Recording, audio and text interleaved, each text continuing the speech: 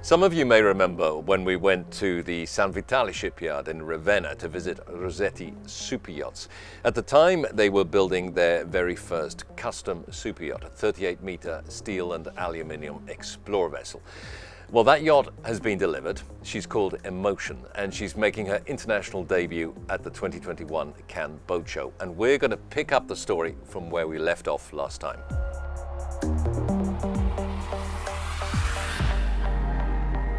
But first, here's a quick recap. The yacht is 38.15 meters long, with a beam of 8.85 meters, and is rated at 432 gross tons. The exterior design and naval architecture is by Sergio Cutolo of Hydrotech, and she has a round-bilge displacement hull. Power comes from twin-man engines for a top speed of 13 knots and a cruising speed of 10 or 11 knots.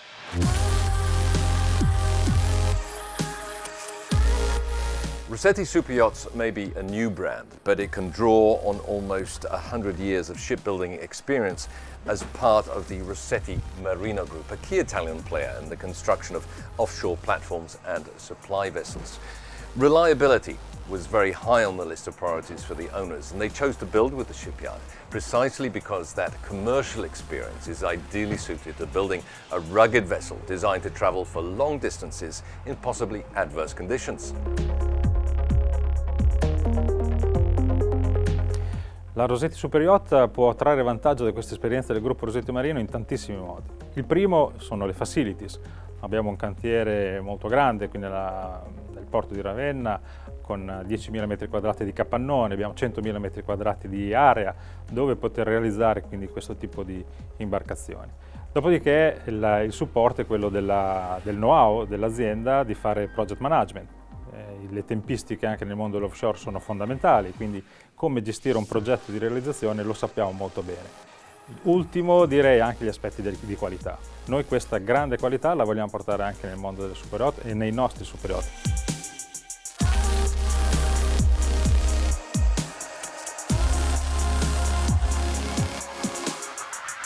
Now, I know what you're thinking. Emotion doesn't look like an explorer yacht, and you'd be absolutely right. There's no open aft deck for tenders and toys with huge cranes on show, but appearances can be deceiving because she has huge spaces, around 700 square meters in total, and her gross tonnage is more typical of larger yachts. So plenty of space and volume for storage and tankage for long journeys without having to refuel or reprovision. In fact, at an economical 10 knots, she has a range of 5,000 nautical miles. So in terms of functionality and performance, she ticks all the right explorer boxes.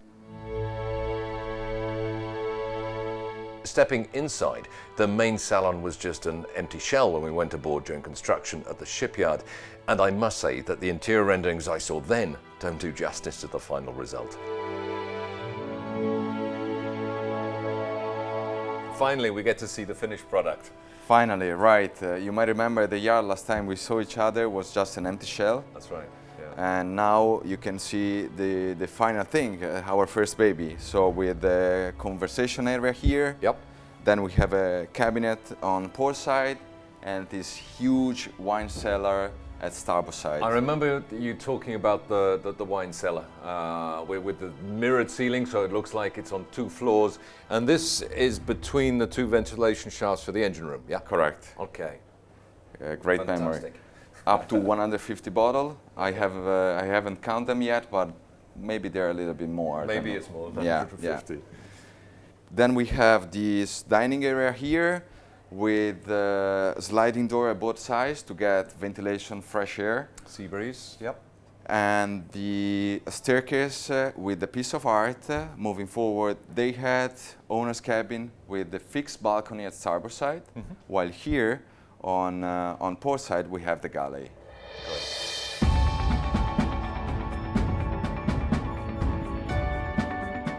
The interior concept is by Burdisso Caponi Yachts and Design, a local design firm based in Ravenna.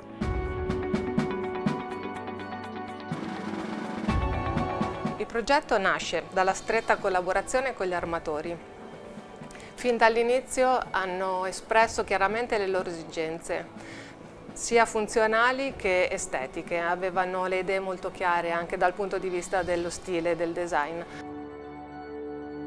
Chiedevano che le scale, la lobby, fosse il fulcro del progetto. Noi abbiamo cercato di valorizzare questa loro richiesta creando una scala totalmente aerea, cioè non ci sono i tenti bene ma ci sono pannelli in cristallo per renderla ancora più aerea. I gradini anche sono realizzati con una serie di volumi che si sovrappongono. In corrispondenza della scala viene posizionata una scultura sempre su richiesta degli armatori, è una scultura di Giacinto Bosco. This is the open atrium that Francesca was talking about, with this plate glass window integrated into the floor, which allows natural light to filter down from the skylight above me, through the upper deck, through the main deck and down to the lower deck. In terms of guest accommodation, we have this airy master suite on the main deck forward with a private study, walk-in wardrobe, his and her bathrooms, and on the lower deck we have 4 ensuite guest cabins, 2 doubles and 2 twin singles. But one of the highlights of the master stateroom is this.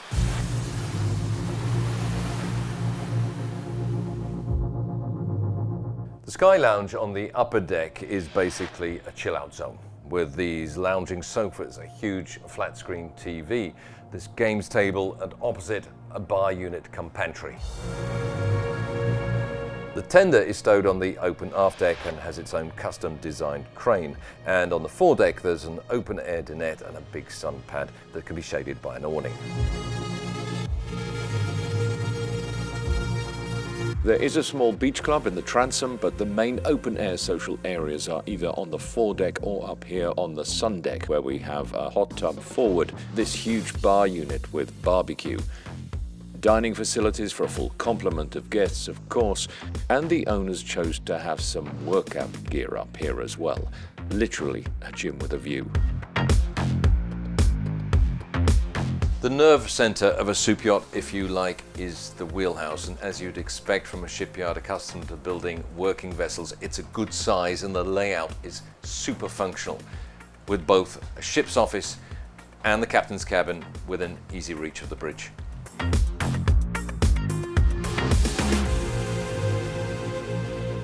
This commercial shipbuilding experience is even more apparent in the technical areas that the guests never get to see.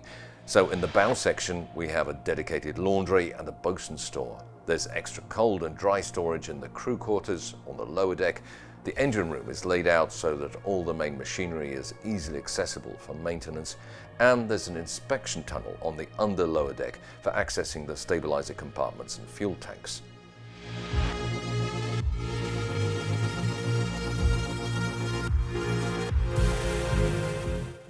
The hull form is a result of 25 years of experience. 15 of them are mainly in the Explorer activities, in the Explorer range. So here we reached really a very good balance concerning performance, fuel consumption, and also seakeeping. We had the chance to go out with a boat in a rough sea, with a Bora in Ravenna.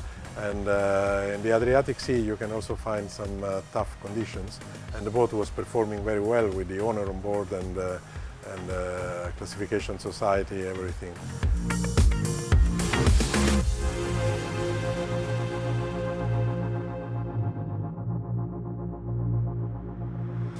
As Rossetti Superyacht's first yacht project, Emotion shows what the brand is capable of.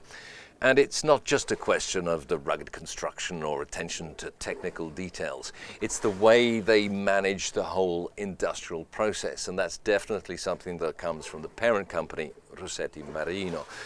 And they're confident that they're onto a winner, because Rossetti Superyachts recently announced that they're about to start construction of a sister ship to Emotion.